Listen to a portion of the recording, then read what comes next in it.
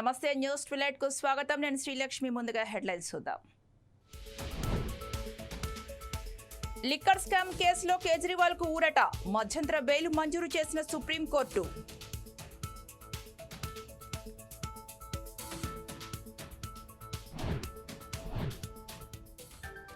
వచ్చే 5 ఏళ్లు కాంగ్రెస్ ప్రభుత్వాందేనన్న ఖర్గే ఓడిపోతామనే బాధతో ఏవో మాట్లాడుతున్నారు.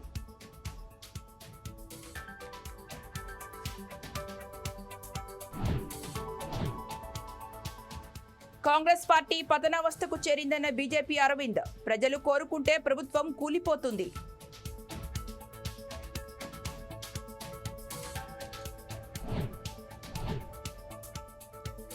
ఏదైనా సాధ్యమే. సేవలను గుర్తించారు, అందుకే పద్మ విభూషణ్ ఇచ్చారు.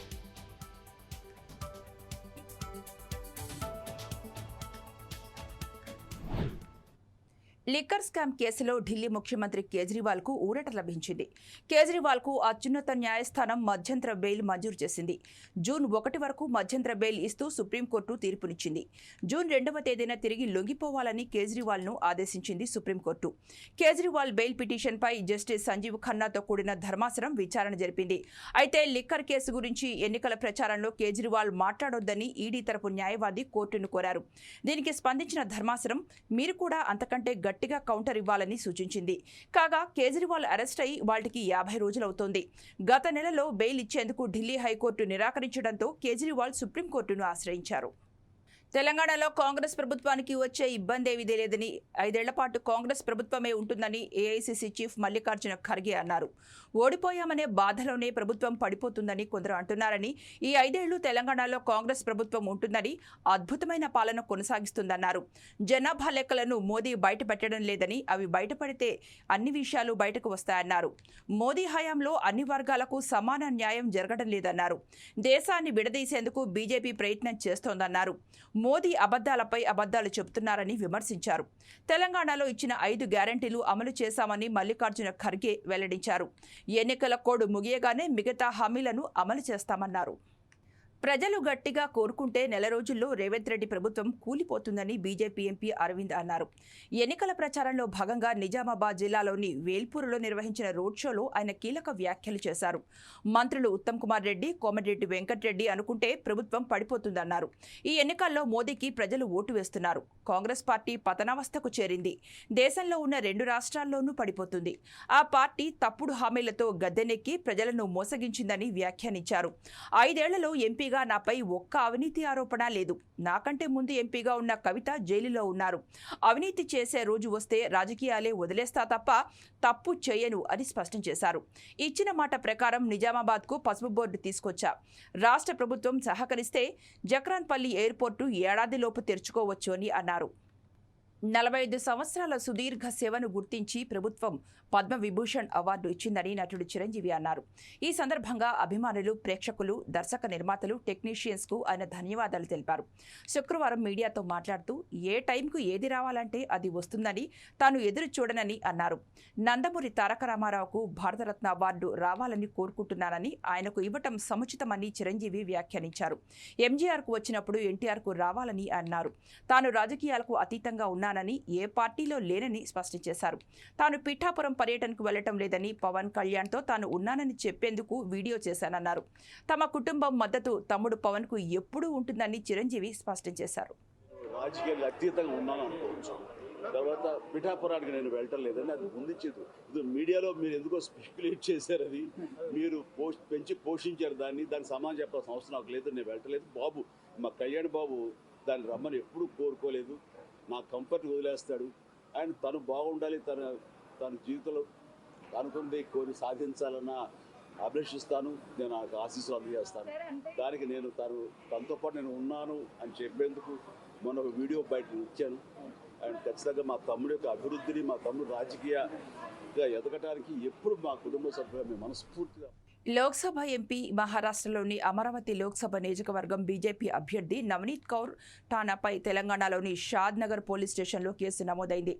కాంగ్రెస్కు ఓటు వేయడం అంటే పాకిస్తాన్కు ఓటు వేయడమేనంటూ నవనీత్ కౌర్ బీజేపీ హైదరాబాద్ అభ్యర్థి మాధవీలత తరపున చేసిన ఎన్నికల ప్రచారంలో వ్యాఖ్యానించారు. ఈసీకి చెందిన ఎఫ్ఎస్టీ ఫ్లయింగ్ స్క్వాడ్ ఫిర్యాదు మేరకు పోలీసులు ఐపీసీ సెక్షన్ 188 కింద కేసు నమోదు చేశారు. ఏఐఎంఐఎం అధ్యక్షుడు అసదుద్దీన్ ఓవైసీ, ఆయన సోదరుడు అక్బరుద్దీన్పై కూడా నవనీత్ కౌర్ విమర్శలు గుప్పించారు.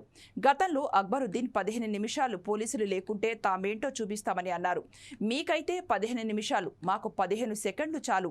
ఓవైసీ బ్రదర్స్ ఎక్కడి నుంచి వచ్చారో ఎక్కడికి వెళ్లారో కూడా తెలియకుండా చేస్తాం అని నవనీత్ వ్యాఖ్యానించారు.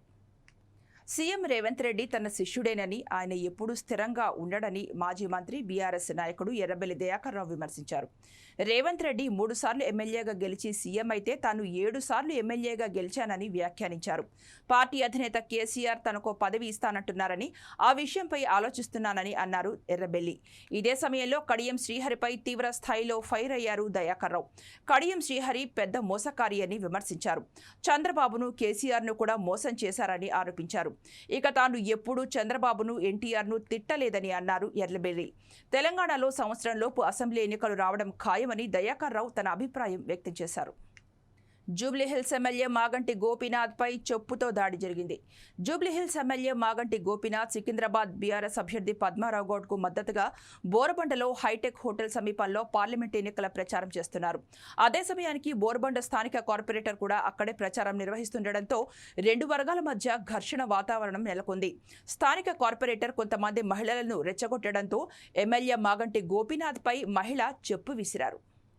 పార్లమెంట్ ఎన్నికలు సమీపిస్తున్న తరుణంలో ఉమ్మడి ఖమ్మం జిల్లాలోని వివిధ రాజకీయ పార్టీలు ప్రచారాన్ని కొనసాగిస్తున్నాయి. ప్రధానంగా ఖమ్మం బీఆర్ఎస్ అభ్యర్థి నామా నాగేశ్వరరావు అన్ని నియోజకవర్గాల్లో ఇంటింటికి ప్రచారం చేస్తూ ఓటుని అభ్యర్థిస్తున్నారు.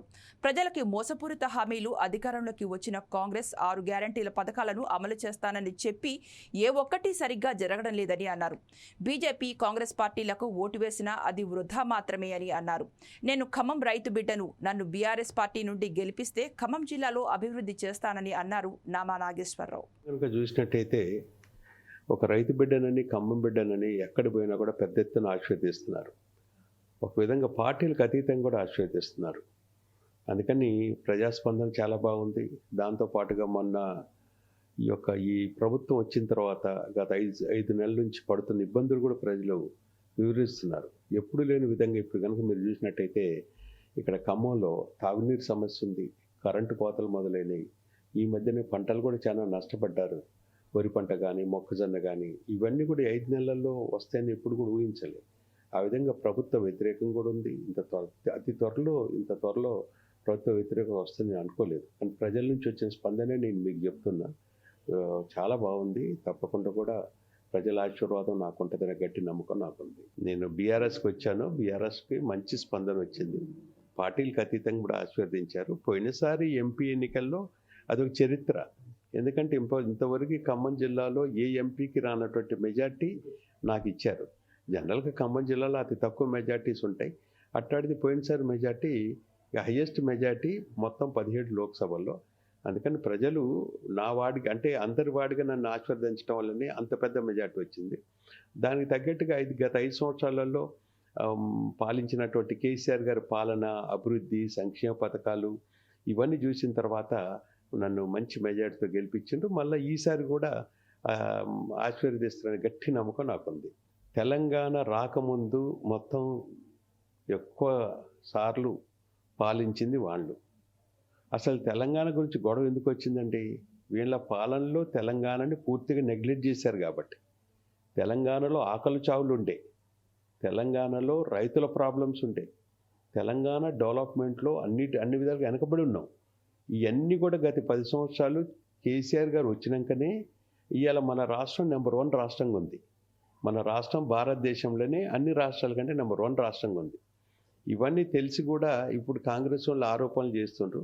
ఈ ఆరోపణలన్నీ కూడా కరెక్ట్ కాదు. అభివృద్ధి, సంక్షేమంలో గత 10 సంవత్సరాల్లో భారతదేశంలో నెంబర్ 1 స్టేట్ ఏది అంటే ఈ 2 కూడా ఇదే. అది వీళ్ళు కాళేశ్వరం గురించి మాట్లాడుతున్నారు. అసలు నేను ఒక రైతు బిడ్డని. చిన్నప్పుడు పల్లెటూరులో పుట్టి, పల్లెటూరులో పెరిగి రైతుల కష్టాలు, పల్లెల కష్టాలు, పల్లె ప్రజల కష్టాలు కళ్ళారు చూసినటువంటి వాడిని. ఇంతకుముందు తాగటానికి నీళ్లు ఉండేది కాదు. ఎండాకాలం వచ్చిందంటే కావిడి వేసుకొని నీళ్లు తెచ్చుకునే పరిస్థితి ఉండేది.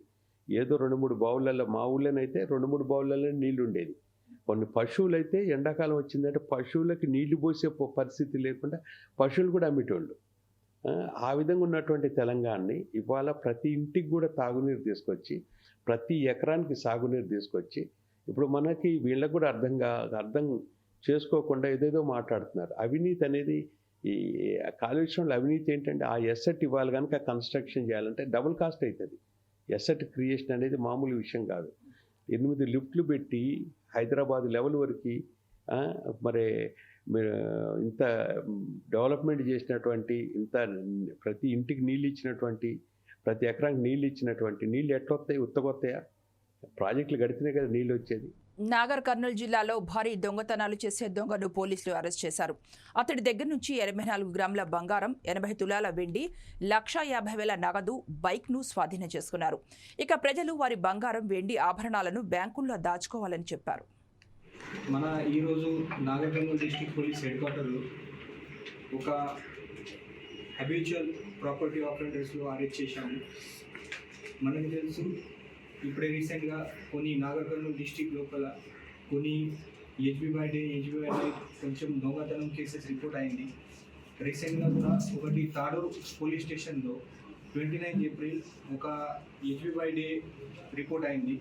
తర్వాత మన under the guidance of DSP Nagar Kurnool Srinivas గారు, తర్వాత సిఐ కనకయ్య గారు అండర్ ఒక స్పెషల్ టీమ్ ఫామ్ చేసి మన SI Thimmajipet, SI Tadoor, SI Nagar Kurnool అది ఇన్వెస్టిగేషన్ చేసి నిన్న నైట్లో ఈ తిమాజీపేట్ వెహికల్ చెకింగ్ మన ఈ ప్రాపర్టీ ఆపరేటర్ దొరికింది.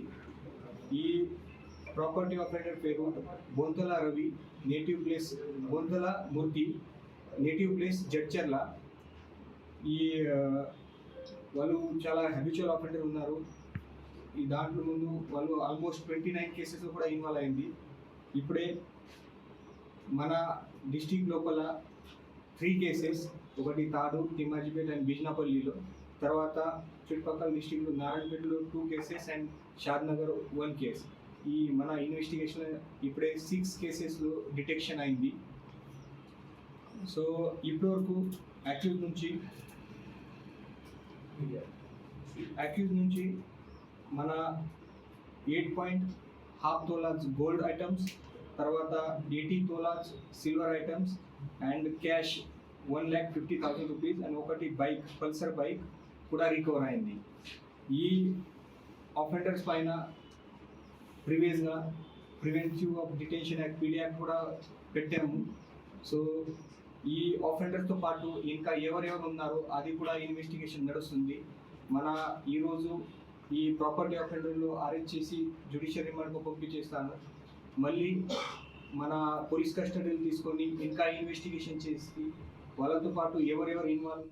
కృష్ణా జిల్లా గుడివాడలోని వినాయకుడి ఆలయంలో ఎన్డీఏ కూటమి అభ్యర్థులు ప్రత్యేక పూజలు చేశారు.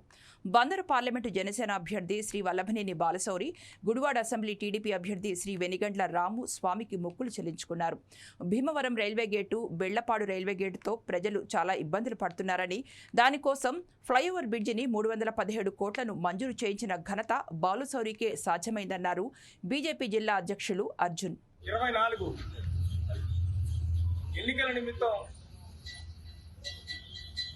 మరి ఇక్కడ గురువాడ పట్టణంలోని స్థానిక మెయిన్ రోడ్లో కూడా విఘ్నేశ్వర స్వామి దేవాలయం నందు ఎన్డీఏ అభ్యర్థులైన పార్లమెంట్ అభ్యర్థి వల్లభనేని బాలశౌరి గారు, అలాగే తెలుగుదేశం పార్టీ వెనిగండ్ల రాము గారు కూడా విజయం సాధించాలని కోరుకుంటూ మరి ఆ విఘ్నేశ్వరునికి పూజలు నిర్వహించడం జరిగింది.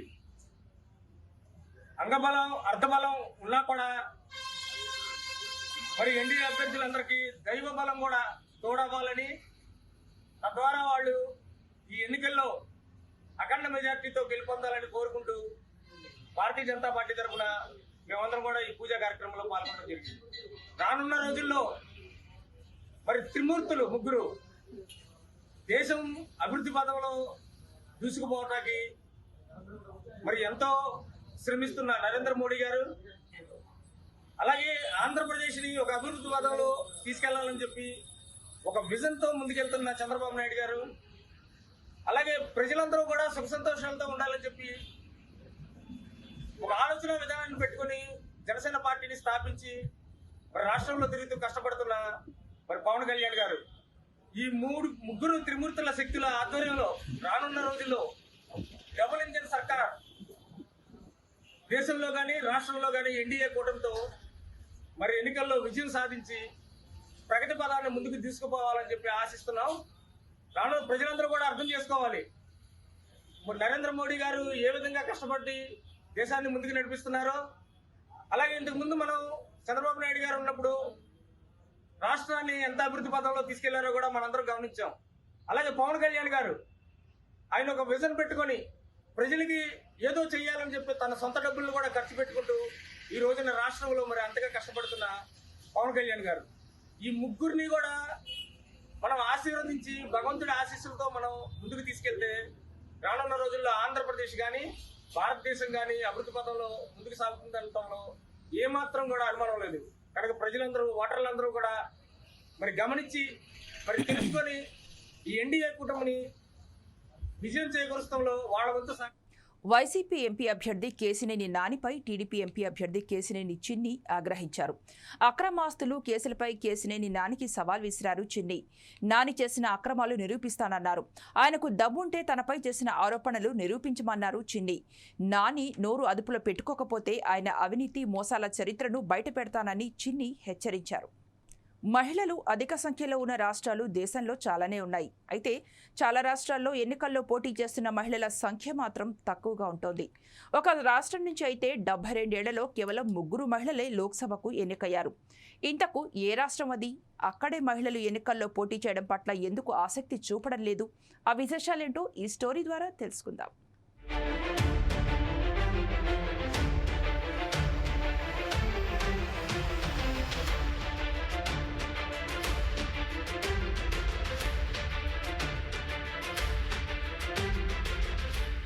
ఉత్తర భారతదేశంలో హిమాచల్ ప్రదేశ్ రాష్ట్రం గురించి వినని వారు ఉంటారు. హిమాచల్ ప్రదేశ్ని యాపిల్ స్టేట్ ఆఫ్ ఇండియా అని కూడా అంటారు. ఇక్కడ యాపిల్స్ విరివిగా కాస్తాయి. హిమాచల్ పశ్చిమ హిమాలయాల నడిబొడ్డున ఉంది. దీన్ని దేవ్ భూమిగా కూడా పిలుస్తారు. దేవతల నివాసంగా నమ్ముతారు. ఎత్తైన పర్వతాలు, మంచుతో నిండిన శిఖరాలు, శక్తివంతమైన నదులు, ఆకట్టుకునే ప్రవాహాలు, సుందరమైన జలపాతాలు, ఆహ్లాదకరమైన ప్రకృతి, ఉద్యానవనాలు, దట్టమైన అడవులు, పచ్చని వృక్ష సంపదకు నిలయం హిమాచల్ ప్రదేశ్. ఇక్కడ ఓటర్లలో సుమారు 49% మంది మహిళలు ఉన్నప్పటికీ చట్టసభల్లో వారి ప్రాతినిధ్యం చాలా తక్కువ. లోక్సభకు ఎన్నికైన మహిళా ఎంపీలు గడిచిన 72 ఏళ్లలో కేవలం 3. గెలిచిన ఆ 3లో రాజకుమారి అమృత్ కౌర్, చంద్రేష్ కుమారి, ప్రతిభా సింగ్ ఉన్నారు. ఈ 3 కూడా రాజ కుటుంబాలకు చెందిన వారు కావడం విశేషం.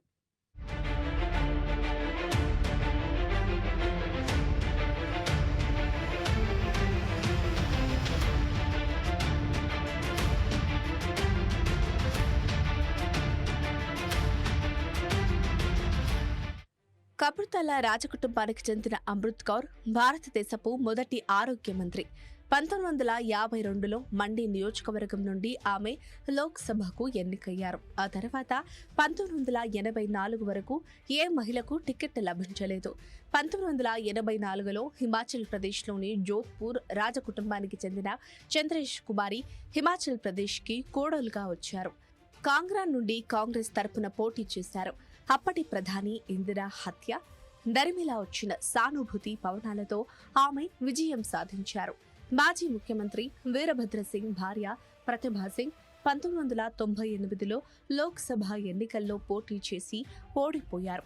ఆమె భర్త ముఖ్యమంత్రిగా ఉన్న సమయంలో 2004లో జరిగిన ఎన్నికల్లో విజయం సాధించారు. 2009లో వీరభద్ర సింగ్ మండి నుంచి లోక్సభకు ఎన్నికయ్యారు. 2012లో ముఖ్యమంత్రి అయిన తర్వాత ఆయన రాజీనామా చేశారు. 2013లో జరిగిన ఉప ఎన్నికల్లో ప్రతిభా సింగ్ విజయం సాధించారు. ఆమె మళ్లీ 2014లో లోక్సభ ఎన్నికల్లో పోటీ చేసింది. బీజేపీకి చెందిన రామ్ స్వరూప్ చేతిలో ఓడిపోయింది. ఆయనే 2019లో మరలా గెలిచారు. మార్చి 2021లో రామ్ స్వరూప్ మరణించడంతో ఆ స్థానం ఖాళీ అయ్యింది. నాటి ఉప ఎన్నికల్లో ప్రతిభా సింగ్ మూడోసారి గెలుపొందారు.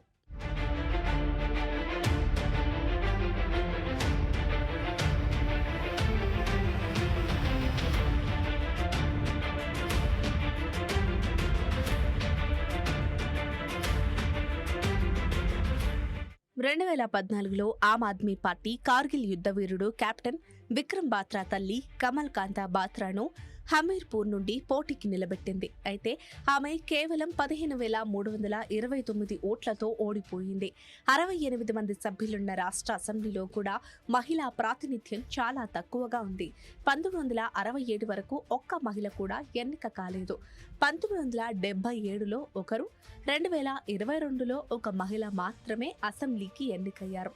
మొత్తం మీద రాష్ట్ర అసెంబ్లీకి 7 మహిళలు మాత్రమే ఎన్నికయ్యారు. అలాగే ఇప్పటి వరకు రాష్ట్రం నుంచి 8 మంది మహిళలు రాజ్యసభకు ఎన్నికయ్యారు. ఇక ప్రస్తుతానికి వస్తే మండి స్థానం నుంచి బీజేపీ తరపున ప్రముఖ సినీ నటి కంగనా రనౌత్, కాంగ్రా స్థానం నుంచి బీఎస్పీ తరపున రేఖా రాణి పోటీ చేస్తున్నారు. వేరే మహిళలు ఎవరూ కూడా ఎన్నికల బరిలో లేరు.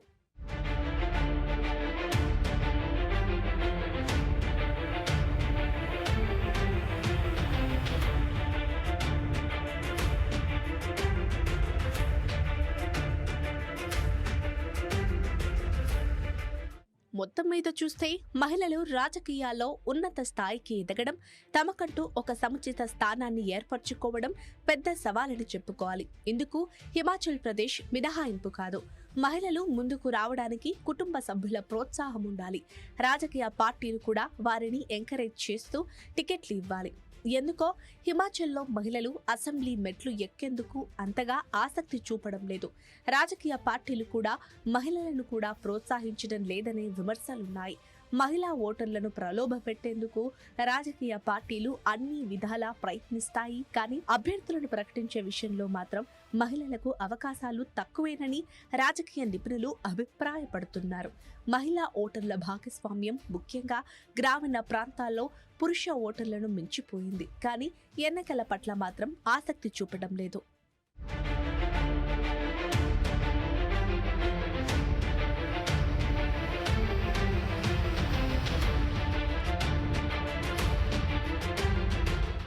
మంగళగిరి నియోజకవర్గం చిన్నవడ్లపొడిలో నందమూరి సుహాసిని ఎన్నికల ప్రచారం చేశారు.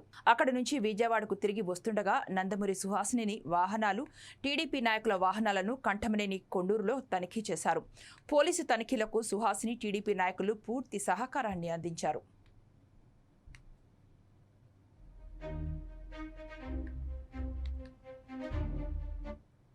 జయశంకర్ భూపాలపల్లి జిల్లా మహదేవ్పూర్ మండలంలో పర్యటించిన భారతీయ జనతా పార్టీ ఎంపీ అభ్యర్థి గోమాస శ్రీనివాస్కు పార్టీ శ్రేణులు బైకు ర్యాలీ నిర్వహించి ఘన స్వాగతం పలికారు. పార్టీ శ్రేణులతో కలిసి శ్రీనివాస్ గ్రామాల్లో తిరుగుతూ భారతీయ జనతా పార్టీకి ఓటు వేయాలని ప్రజలను అభ్యర్థించారు. మీ అందరి ఆశీర్వాదంతో నరేంద్ర మోదీ గారి పేరు మీద రేపు ఓట్లు పడుతున్నాయి. 6 నియోజకవర్గాలుగా పెడుతున్నాయి, ఇక్కడ కూడా పడుతున్నాయి. కానీ శ్రీధర్ బాబు భయపెడుతున్నాడు. కాబట్టి రేపు నేను గెలిచింది 100% భారతీయ జనతా పార్టీ అభ్యర్థిని గెలవబోతున్నా. గెలిచిన తర్వాత ఈ ప్రాంతం అభివృద్ధికి నోచుకోలేకుండా పోయింది. 100% గోదావరి పరివాహక ప్రాంతాన్ని అభివృద్ధి చేయడం బాధ్యత. పెద్దపల్లి పార్లమెంట్లో ఉన్న మాదేపూర్ మండలంలో 100కు 100% ఒక టెక్నికల్ ఎడ్యుకేషన్ తీసుకురావడానికి నేను ప్రయత్నం చేస్తాను. అది నవోదయ స్కూల్ కావచ్చు, ఎందుకంటే ఆదివాసులు నివసించున్నాయి, అది సెంట్రల్ స్కూల్ కావచ్చు. అంతేకాదు గోదావరి పరివాహక ప్రాంతంలో రైతాంగము బ్యాక్ వాటర్కు ఇబ్బంది పడుతున్నారు. గోదావరి పొంట ఒక రిటర్నింగ్ వాల్ కట్టియడానికి సెంట్రల్ వాటర్ కమిషన్ నుంచి నేను ప్రపోజల్ పెట్టింది. కాబట్టి ఇది మా చరిత్ర. మేము దళితులుగా పుట్టినాం. 193% ఉన్నటువంటి సమస్యలు తెలిసిన వ్యక్తిగా నేను 100% నేను అభివృద్ధి కోసం వచ్చిన నన్ను ఆశీర్వది. భూపాలపల్లి జిల్లా కేంద్రంలో భగత్ సింగ్ కాలనీలో సిపిఎం, ఎంసీపీఐ, కాంగ్రెస్ పార్టీ, వామపక్షాల ఆధ్వర్యంలో పార్లమెంట్ ఎన్నికల ప్రచారం చేశారు. కాంగ్రెస్ పార్టీ పార్లమెంట్ అభ్యర్థి కడియం కావ్య, భూపాలపల్లి ఎమ్మెల్యే గండ్ర సత్యనారాయణరావు ప్రజలను ఓట్లు అడిగారు. ప్రజలు ఆలోచించి చేతి గుర్తుకు ఓటు వేసి గెలిపించాలని గుడిసె వాసులను అభ్యర్థించారు. గుడిసెలు వేసుకున్న ప్రతి ఒక్కరికి ఇండ్ల పట్టాలు ఇస్తామని హామీ ఇచ్చారు. ఇందిరమ్మ ఇండ్లను మంజూరు చేయడంతో పాటు మరో 1000 ఇండ్లను మంజూరు చేసి ఇక్కడి ప్రాంత ప్రజలకు ఎలాంటి లోటు లేకుండా చేస్తామన్నారు. సత్యన్నను మీరు గెలిపించుకున్నారు, ఇంకొక చేయి అయినా నన్ను గెలిపించుకున్నట్లయితే 2 చేతులు కలిసి భారీ చప్పట్ల శబ్దానికి అక్కడ బీజేపీ అభ్యర్థి మరియు నరేంద్ర మోడీ ఇద్దరు కూడా దిమ్మ తిరిగి పడిపోవాలి. ఆ సత్తా ఈ సిపిఎం ప్రజలందరికీ ఉన్నది అని నాకు తెలుసు. అన్నగారు ఏదైతే 1,00,000 మెజారిటీ అంటున్నాడో దానికోసం అహర్నిశలు కష్టపడుతున్నాడు అన్నది నేను ఖచ్చితంగా చెప్పగలను.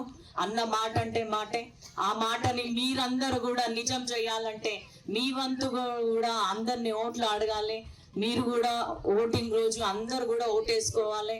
మీ ఏమంటారు, మీ సహకారం మాకు అందిస్తే మేమిద్దరం కలిసి మీకు కావాల్సిన కష్ట సుఖాలన్నిటినీ తీర్చడానికి ముందుకొస్తాము.